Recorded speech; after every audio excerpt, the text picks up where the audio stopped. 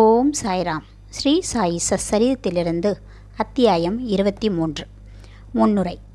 உண்மையிலேயே இந்த ஜீவன் சத்துவம், ராஜசம், தாமசம் என்ற 3 குணங்களுக்கு அப்பாற்பட்ட நிலையில் இருக்கிறது. ஆனால் மனிதன் மாயையால் மறைக்கப்பட்டு தனது இயற்பண்பான சச்சிதானந்த பெருநிலையை மறந்து தானே செய்விப்பனும் அனுபவிப்பனும் என்று நினைத்து கொண்டு இவ்வாறாக முடிவுற்ற இடர்பாடுகளில் தன்னைத்தானே சிக்க வைத்துக் கொள்கிறான். விடுவித்துக் கொள்ளும் வழியும் அவனுக்கு புலப்படவில்லை. குருவின் பாதங்களில் செலுத்தும் அன்பான பக்தி ஒன்றே விடுதலையடைவதற்கான ஒரே வழி. சாயி பிரபு என்னும் மகத்தான விளையாட்டுக்காரர் அல்லது நடிகர் தம் அடியவர்களை மகிழ்வித்தார். அவர்களை தாமாகவே தமது பண்புருவமாகவே மாற்றம் செய்து கொண்டார். முன்னரே குறிப்பிடப்பட்ட காரணங்களால் சாய்பாபாவை நாம் ஒரு அவதாரமாகவே கருதுகிறோம். ஆனால் தான் கடவுளின் பணிவுள்ள ஒரு சேவகன் என்றே அவர் எப்போதும் கூறுகிறார். அவர் தாமே ஓர் அவதாரமான போதும் கூட எங்கனம் திருப்தியான வகையில் மக்கள் நடந்து கொள்ள வேண்டும், வாழ்க்கையில் தங்கள் பணித்துறையிடத்திற்கேற்ற கடமைகளை செய்ய வேண்டும் என்று வழி காண்பித்தார். அவர் ஒருபோதும் எந்த வகையிலும் மற்றவர்களை போட்டியிட்டு மேம்படும் முயற்சியை கொண்டதில்லை. அல்லது தமக்காக ஏதேனும் செய்யும்படி அவர்களை கேட்டதில்லை. இவ்வுலகின் அசையும் அசையா பொருட்களை யாவற்றிலும் கடவுளை கண்ட அவர் பணிவுடையவனே மிகவும் பொருத்தமானதென்றும் ஆகும். ஒருவரையே அவர் புறக்கணித்ததில்லை அல்லது மதிக்காமல் இருந்ததில்லை. நாராயணனை சர்வ ஜீவராசிகளுடன் கண்டார். நான் கடவுள் என்று ஒருபோதும் அவர் சொன்னதில்லை. ஆனால் தான் ஒரு பணிவுள்ள சேவகன் என்று எப்போதும் அவரை நினைவில் வைத்திருப்பதாகவும் கூறினார். அல்லா மாலிக் என்று எப்போதும் உச்சரிப்பார். பல்வேறு வகையான முனிவர்கள் எல்லாம் நமக்கு தெரியாது. எங்கனம் அவர்கள் நடந்து கொள்கிறார்கள், என்ன செய்கிறார்கள், எதை சாப்பிடுகிறார்கள் என்பதெல்லாம் நாம் அறியோம். அறியாமையில் உள்ள பிணிக்கப்பட்ட ஆன்மாக்களை விடுவிப்பதற்காக கடவுள் அருளால் அவர்கள் இவ்வுலகத்தில் தங்களை அவதரித்துக் கொள்கிறார்கள். நல்வினைகளின் சேமிப்பு ஏதேனும் நமது கணக்கில் இருக்குமானால் முனிவர்களின் கதைகள் அல்லது லீலைகளை கேட்பதற்கு நமக்கு ஓர் ஆர்வம் அல்லது சுவாரஸ்யம் ஏற்படுகிறது. அல்லாவிடில் கேட்பதற்கு ஆர்வம் இல்லாது. இந்த அத்தியாயத்தின் முக்கிய கதைகளுக்கு இப்போது திரும்புவோம். யோகமும் வெங்காயமும். ராணா சாஹிப் சாந்தோர்களிடம் ஒரு முறை சீரடிக்கு ஒரு யோக பயிற்சியாளர் வரும்படி நேரிட்டது. பஞ்சலியின் யோக சூத்திரங்கள் உள்ளிட்ட எல்லா யோக புத்தகங்களையும் அவர் கற்றறிந்தார். எனினும் யோகத்தில் நடைமுறை அனுபவம் ஏதும் அவருக்கு இல்லை. தமது மனதை ஒருமுகப்படுத்தி குவிக்கவும் சமாதி நிலையை ஒரு சிறிது நேரம் எய்தவும் கூட அவரால் முடியவில்லை. சாய் பாபா தம்பால் மகிழ்ச்சியை அடைந்தார் என்றால் நீண்ட நேரம் சமாதி நிலையை எய்துவதற்கு அவர் தமக்கு வழிகாட்டுவார் என்று நினைத்தார். உள்ளத்தில் இக்குறிக்கோளுடன் அவர் சீரடிக்கு வந்தார். மசூதிக்கு அவர் சென்றபோது சாய்பாபா ரொட்டியை வெங்காயத்துடன் சாப்பிட்டு கொண்டிருப்பதை கண்டார். இதை கண்ணுற்ற அவருக்கு மனதில் ஓர் எண்ணம் எழுந்தது. மட்கிப்போன ரொட்டியுடன் பச்சை வெங்காயத்தை உண்டு கொண்டிருக்கும் இம்மனிதர் எங்கனம் எனது தொல்லைகளுக்கு விடைக்கண்டு எனக்கு உதவி செய்ய முடியும்? சாய்பாபா அவரது உள்ளத்தை படித்தறிந்து ராணா சாஹிப்பை நோக்கி கூறினார். ஓ ராணா, வெங்காயத்தை ஜீரணிக்கும் ஆற்றல் உள்ளவன் மட்டுமே அதை உண்ண வேண்டும். மற்ற ஒருவரும் அங்கனம் செய்யக்கூடாது. இக்குறிப்பை கேட்ட யோகி ஆச்சரியத்தால் செயலிழந்தார். பின்னர் பூர்ண சரணாகதியுடன் பாபாவின் பாதங்களில் அவர் வீழ்ந்தார். தூய திறந்த உள்ளத்துடன் தனது தொல்லைகளை கேட்டு பாபாவிடமிருந்து அவர்களை விடையும் பெற்றார். இவ்வாறாக திருப்தியும் மகிழ்ச்சியும் அடைய பெற்று பாபாவின் ஆசீர்வாதங்களுடன் அவர் சீரடியை விட்டு சென்றார். பாம்பு கடியினின்று ஷாமா குணமாகுதல். இக்கதையை தொடங்கும் முன்பாக ஹேமத் பந்த் ஜீவனை கிளுக்கி மிக நன்றாக ஒப்பிடலாம் என்றும் ஒன்று உடம்பினுள்ளும் மற்றொன்று கூண்டினுள்ளுமாக இரண்டுமே கட்டுண்டிருக்கின்றன என்றும் கட்டுநின்று கிடக்கும் அவர்களது தற்போது நிலையே அவைகளுக்கு ஏற்ற நன்மையானது என்று அவைகள் கருதுவதாகவும் கூறினார். உதவியாளர் ஒருவர், அதாவது குரு வரும்போது கடவுளால் அவைகளின் கண்ணை திறந்து அவைகளின் கட்டுகளில் நின்று அவைகளை விடுவிக்கும் போது மட்டுமே அவைகளின் கண்கள் இன்னும் பெரியதும் சிறந்ததுமான வாழ்க்கைக்கு திறந்துவிடப்படுகிறது. இத்துடன் அவர்கள் முன்னைய வரையறையை உடைய வாழ்க்கையை ஒப்பிட்டால் அது சூன்யம் ஆகும். கடந்த அத்தியாயத்தில் மிருகருக்கு நேரிடவிருந்த பேராபத்தினை எங்கனம் பாபா வந்திருக்கிறார் என்பதையும் அதிலிருந்து எங்கனம் அவரை காப்பாற்றினார் என்பதையும் கண்டோம். இதைவிட சிறப்பான கதை ஒன்றினை இப்போது வாசகர்கள் கேட்பார்களாக. ஒருமுறை ஷாமாவை நச்சுப்பாம்பு ஒன்று கடித்து விட்டது. அவரது கையில் உள்ள சுண்டு விரலின் கடிப்பட்டு விஷம் உடம்பு முழுக்க பரவி தொடங்கியது. ஷாமாவும் தாம் விரைவில் இறந்து விடுவோம் என்னும் அளவிற்கு வலியும் அவ்வளவு தீவிரமாக இருந்தது. அந்த மாதிரியான விஷயங்களுக்கு எல்லாம் அடிக்கடி அனுப்பப்படும் விட்டோபா கடவுளிடம் அவரது நண்பர்கள் அவர்கள் எடுத்து செல்ல விரும்பினர். ஆனால் ஷாமா மசூதிக்கு தமது விட்டோபாபாவிடம் ஓடி வந்தார். அவரை பார்த்ததும் பாபா திட்டவும் கண்டிக்கவும் தொடங்கினார்.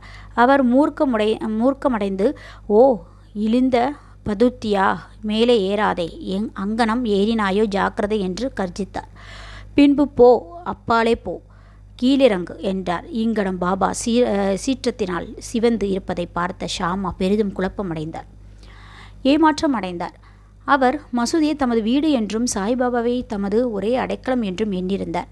ஆனால் இங்கனம் விரட்டப்பட்டால் அவர் எங்கே செல்வார்? உயிர் வாழ்வதில் நம்பிக்கை அனைத்தையும் இழந்து அமைதியாக இருந்தார். சிறிது நேரத்திற்கு பின் பாபா சாதாரணமாகவும் அமைதியாகவும் ஆனார். அப்போது ஷாமா மேலே சென்று அவர் அருகில் அமர்ந்தார். பின்னர் பாபா அவரிடம், பயப்படாதே, எல்லளவும் கவலைப்படாதே, கருணையுள்ள பக்ரி உன்னை காப்பாற்றுவார். போய் வீட்டில் அமைதியாக அமர்ந்திரு, வெளியில் செல்லாதே, என்னை நம்பு, பயப்படாமல் இரு, கவலைப்படாதே என்று கூறினார். பின்னர் அவர் வீட்டிற்கு அனுப்பப்பட்டார். அதன் பின்னர் அவர் எதை விரும்புகிறாரோ அதை உண்ண வேண்டும் என்றும், வீட்டில் நடையுடையாக இருக்க வேண்டும் என்றும், ஆனால் படுத்து உறங்கவே கூடாது என்றும் குறிப்புகளுடன் தாத்தியா பாடிலை, காகா சாஹிப் தீட்சித்தையும் உடனேயே பாபா அனுப்பினர். இவ்வுரை பின்பற்றப்பட்டன என்றும், சிறிது நேரத்தில் ஷாமா குணப்படுத்தப்பட்டு விடுவார் என்றும் கூறவும் வேண்டுமோ? இது சம்பந்தமாக நினைவில் வைக்க வேண்டியது ஒன்றுதான். பாபாவின் மூலிகள் கீழிறங்கு என்னும் மேலிழந்தவாரியாக அது காணப்பட்டாற்போல் ஷாமாவை நோக்கி கூறப்பட்டதல்ல. அவை ஷாமாவின் உடலின் புகுந்து இரத்த ஓட்டத்துடன் கலக்க வேண்டாம் என்று பாம்புக்கும் அதன் விஷத்திற்கும் இடப்பட்ட நேரடி கட்டளைகளாகும். மந்திர சாஸ்திரத்தில் நல்லறிவு திறப்புடைய பிறர்களைப் போன்று எவ்வித மந்திர உச்சாரணமிடப்பட்ட அரிசியையோ தண்ணீரையோ உபயோகிக்க வேண்டியதில்லை.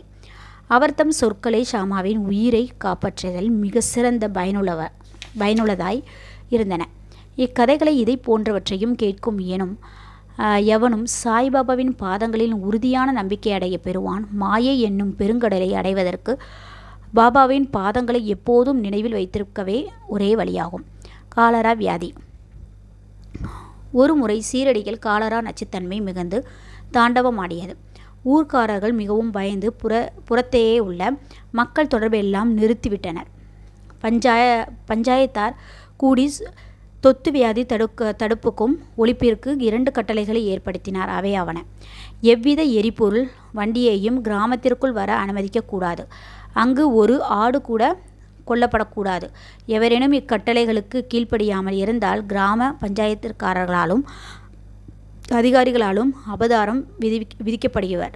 இவைகளெல்லாம் வெறும் மூடநம்பிக்கை என்று பாபா அறிந்தவராதால் காலரா கட்டளைகளை சிறிதளவும் லட்சியம் செய்யவில்லை. இக்கட்டளைகளை அம்முதலில் இருக்கும்போது ஒரு எரிபொருள் வண்டி அங்கு கிராமத்திற்குள் நுழைய விரும்பியது. கிராமத்தில் எரிபொருள் பஞ்சம் நேர்ந்தது. எல்லோருக்கும் தெரிந்திருந்தது என்றாலும் மக்கள் எரிபொருள் வண்டியை விரட்ட ஆரம்பித்தனர். பாபாவுக்கு இவைகளுக்கெல்லாம் தெரிய வந்தன. அவர் எவ்விடத்தில் சென்று வண்டிக்காரனை மசூதிக்கு ஓட்டி வரும்படி கூறினார். பாபாவின் செய்கைக்கு எதிராக ஒருவருக்கும் குரல் எழுப்ப தைரியமில்லை. தமது துணிக்கு அவருக்கு எரிபொருள் தேவைப்பட்டது. எனவே அவர் அதை வாங்கினார். அக்னி கோத்ரி தனது புனித நெருப்பை தன் வாழ்நாள் முழுவதும் எரிய விடுவது போன்றே பாபா தமது துணியை இரவும் பகலும் எரிய விட்டார். இதற்காக அவர் எப்போதும் எரிபொருளை சேமித்து வைத்திருந்தார். பாபாவின் வீடான மசூதி அனைவருக்கும் தடைகளற்றும் திறந்த வைக்கப்பட்டும் இருந்தது. அதற்கு பூட்டோ சாவியோ கிடையாது. அங்கிருந்து சில ஏழை மக்கள் தங்கள் உபயோகத்திற்காக விறகை எடுத்துக்கொண்டு சென்றனர். பாபா இதை கண்டு முணுமுணுக்கவில்லை. பிரபஞ்சமயத்திலும் கடவுள் வியாபித்திருந்ததை அவர் கண்டார். எனவே எவருடன் அவர் பகையோ கெட்ட எண்ணமோ கொண்டதில்லை. முழுவதுமாக துறந்தவராயினும் மக்களுக்கு ஒரு முன் உதாரணமாக இருக்கும் பொருட்டு அவர் இல்லறத்தார் போன்று வாழ்ந்தார். குரு பக்திக்கு கடுமையான சோதனை. இரண்டாவது காலரா கட்டளை பாபாவினால் எங்கனம் செயல்படுத்தப்பட்டது என்பதனை தற்போது காண்போம். கட்டளை அமுலில் இருக்கையின் யாரோ ஒருவர் மசூதிக்கு ஒரு ஆட்டை கொண்டு வந்து அது பலவீனமாகவும் மூப்புடனும் இரக்கம் போகும் தருவாயில் இருந்தது. இத்தருணத்தில் மாலிகானை சேர்ந்த பக்ரி பீர் முகமது என்று படை பாபா அங்கிருந்தார். சாய்பாபா அவரை அதை ஒரே வெட்டி பலியிட்டு சமர்ப்பிக்கும்படி கேட்டார். இந்த படை பாபா என்பவர் சாய்பாபாவால் மிகவும் மதிக்கப்பட்டவர். சாய்பாபாவின் வலதுபுறத்திலேயே அவர் எப்போதும் அமர்ந்திருந்தார். ஹிக்காவை அவர் முதலில் குடித்த பின்பு அது பாபாவுக்கு பிறருக்கும் அளிக்கப்படும். மத்தியான உணவு வேளையின் போது கறி வகைகளை எல்லாம் பரிமாறப்பட்ட பின்பு பாபா படை பாபாவை மரியாதையுடன் கூப்பிட்டு தமது இடது பக்கத்தில் அமர்த்திய பின்பு எல்லோருக்கும் உண்டனர். தட்சிணையாக சேகரிக்கப்பட்ட பணத்திலிருந்து பாபா அவருக்கு தினசரி 50 அளித்து வந்தார். அவர் போகும்போது பாபாவும் 100 அடி தூரம் வரை அவருக்கு கூட செல்வார். பாபாவிடம் அவருக்கிருந்த அந்தஸ்து அத்தகையது. ஆட்டை வெட்டும்படி பாபா அவரிடம் கேட்டபோது அவர் அதை திட்டவட்டமாக மறந்துவிட்டார். எதற்கும் பயனின்றி அது ஏன் கொல்லப்பட வேண்டும் என்று அவர் கேட்டார். பின்னர் பாபா ஷாமாவை அதனை கொல்லும்படி கேட்டு கொண்டார். ராதாகிருஷ்ணமாயிடன் சென்று கத்தி ஒன்றை அவர்களிடமிருந்து வாங்கி வந்து அதை பாபாவின் முன்னால் வைத்தார். கத்தி எதற்காக வாங்கப்பட்டிருக்கிறது என்பதனை அறிந்த ராதாகிருஷ்ணமாயி அதை திருப்பி எடுத்து கொண்டார். பின்னர் ஷாமா மற்றொரு கத்தியை பெறுவதற்காக சென்ற உடனே திரும்பி வராமல் காகா சாஹேப் தீசித்தின் வாதாவின் தங்கிவிட்டார். அப்போது காகா சாஹேப்பின் முறை வந்தது. அவர் நல்ல தங்கம்தான் என்பதனில் ஐயமில்லை என்றாலும் பரிசிக்கப்பட வேண்டும். கத்தியை வாங்கி வந்து ஆட்டை கொல்லும்படி பாபா அவரை கேட்டார். அவர் சாதேவின் வாதாவுக்கு சென்று ஒரு கத்தியுடன் திரும்பி வந்தார். பாபா ஏவியதும் கொல்லுவதற்காக தயாராக அவர் இருந்தார். தூய பிராமண குடும்பத்தின் பிறந்த அவருக்கு தமது வாழ்க்கையின் கொலையை பற்றியோ தெரியாது. ஹிம்சை செயலுக்கு முற்றும் அவர் எதிரானது போதும் ஆட்டை கொள்வதற்கு தன்னைத்தானே தைரியப்படுத்தி கொண்டார். முகமதியராக படை பாபாவை அதை கொள்வதற்கு விருப்பமுள்ளவராய் இருப்பதையும் இந்த தூய பிராமணன் அதை கொள்வதற்கு ஆயத்தப்படுத்தி கொண்டு இருப்பதையும் கண்ட அனைவரும் அதிசயப்பட்டனர். தன் வேட்டியை இறுக கட்டிவிட்டு கையை கத்தியுடன் தூக்கி கொண்டு பாபாவின் முடிவான அனுமதி குறிப்பாக அவரை பார்த்தார். பாபா, எதை நினைத்து கொண்டிருக்கிறாய்? வெட்டு என்றார். பின்னர் கைகள் வெட்டுவதற்கு தயாராக கீழே இறக்கப்படவிருந்த அதே தருணம் பாபா, நிறுத்து, நீ எவ்வளவு கொடுமையானவராய் இருக்கிறாய், பிராமணாயிருந்து கொண்டு ஆட்டை கொள்கிறாய் என்றார். காகா சாஹிப் கீழ்ப்படிந்து கத்தியை கீழே வைத்துவிட்டு பாபாவிடம் கூறினார், அமிர்தத்தையொத்த தங்கள் சொல் எங்களுக்கு சட்டமாகும். எங்களுக்கு வேறு எவ்வித சட்டமும் தெரியாது. எப்போதும் தங்களையே நினைவு கூர்கிறோம். தங்கள் ரூபத்தை தியானிக்கிறோம். இரவும் பகலும் தங்களுக்கே கீழ்ப்படுகிறோம். கொல்வது சரியா தப்பா என்பது எங்களுக்கு தெரியாது, அல்லது அதை நாங்கள் கருதுவதில்லை. பொருட்களுக்கான காரணம் ஆராயவோ விவாதிக்கவோ நாங்கள் விரும்பவில்லை. ஆனால் குருவின் கட்டளைகளுக்கு ஐயூராக பற்றுறுதிப்பாட்டுடன் ஒழுங்கான பண்புடன் நடத்தலே எங்களது கடமையும் தர்மமும் ஆகும். பின்னர் பாபா காகா சாஹிப்பிடம் தாமே பலியிடுதலையும் வெட்டும் வேலையையும் செய்து விடுவதாக கூறினார். பக்கீர்கள் அமரும் தஹியா என்னும் இடத்தில் ஆட்டை வெட்டுவது என்று முடிவு செய்யப்பட்டது. பின்னர் ஆடு அவ்விடத்திற்கு கொண்டு செல்லப்படுகையில் வழியாலே இறந்து விழுந்தது. ஹேமத் பந்த் அடியவர்களை பாகுபடுத்துவதுடன் இந்த அத்தியாயத்தை முடிக்கிறார். 3 விதமானவர்கள் இருப்பதாக அவர் கூறினார். சிறந்தவர்கள், நடுவானவர்கள், சாதாரணமானவர்கள். முதல் தரமானவர்கள் குரு என்ன விரும்புகிறார் என்பதை ஊகித்தறிந்து அதே உடனை நிறைவேற்றி அவரிடமிருந்து உத்தரவு வரும்படி காத்திராமல் அவர்களுக்கு சேவை செய்கிறார்கள். இரண்டாம் தரமானவர்கள் தங்களது குருவின் கட்டளையை அட்சர சுத்தமாக சிறிது தாமதமின்றி கீழ்ப்படுகிறார்கள். மூன்றாம் தரமானவர்கள் குருவின் கட்டளையை நிறைவேற்றுதலையும் ஒத்தி போட்டு கொண்டும் ஒவ்வொரு படியிலும் தவறு செய்து கொண்டும் இருக்கிறார்கள். அறிவு கூர்மையை பின்னணியாக கொண்டு உறுதியான நம்பிக்கையை சீடர்கள் பெற்றிருக்க வேண்டும். பொறுமையும் இவைகளுடன் சேருமானால் ஆன்மீக லட்சியம் தொலைவில் இல்லை. மூச்சுக் கட்டுப்பாடு அல்லது ஹடா யோகம் அல்லது பிற கடின பயிற்சிகள் தேவையே இல்லை. மேலே குறிப்பிடப்பட்ட குணாதிசயங்களை அடியவர்கள் பெறுவார்களேயானால் இன்னும் அதிசயமான செயல் திட்டங்களுக்கு அவர் தயாராகிறார்கள்.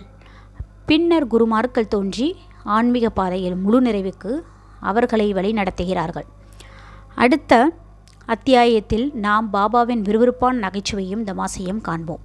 ஸ்ரீ சாயியை பணிய அனைவருக்கும் சாந்தி நிலைக்கட்டும். ஓம் சாய்ராம், ஓம் சாய்ராம், ஓம் சாய்ராம். அல்லாஹ் மாலிக். ஜெய் சாய்ராம்.